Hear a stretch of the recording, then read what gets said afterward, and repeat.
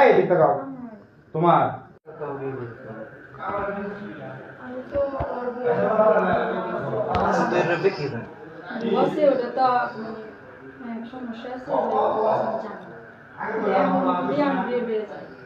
আপনি কি মনে করেন আপনি বাইরে গেলে কিছু সারা জীবন রাগর পাইবেন?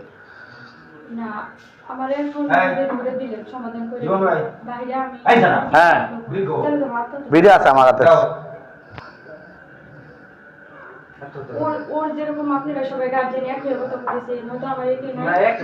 এই কথাটা তো ভুল করলেন আপনার। ওর পক্ষে কারা কথা কইছে?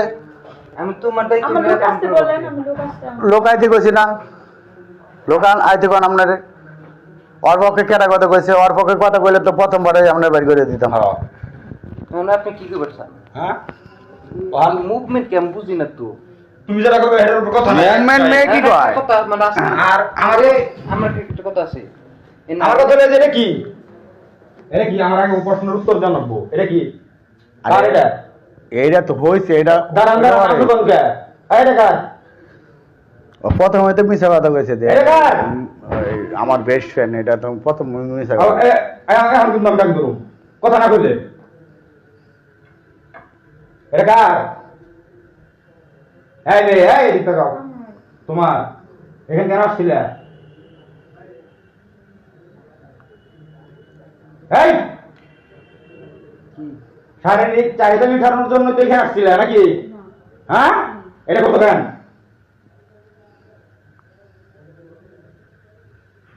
বলো।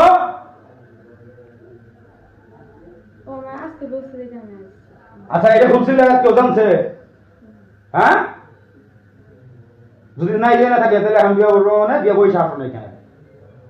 আমার কথা ভুল কিনা? এই কথাটা আমি প্রথমবারই আমার কথা ভুল কিনা? প্রথমবারই কইছি যে তুমি এখানে আইছো কি লিগা? তুমি জানো না যে একটা ছেলের কাছে একটা মেয়ে একলা ঘরে ভিতরে আইলে এখানে কিছু হইতে পারে?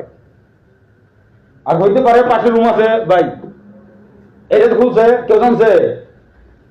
আমি আমার ক্যামেরায় দেখকে আমি ইকবল ভাইরে ফোন দেনি, সিধা উপরে আইছি। না হাঁটলে না যাবো। তাইলে তো আমরা ওইগুলার তো বাধ্যতামূলক বাজে বেড়েছে।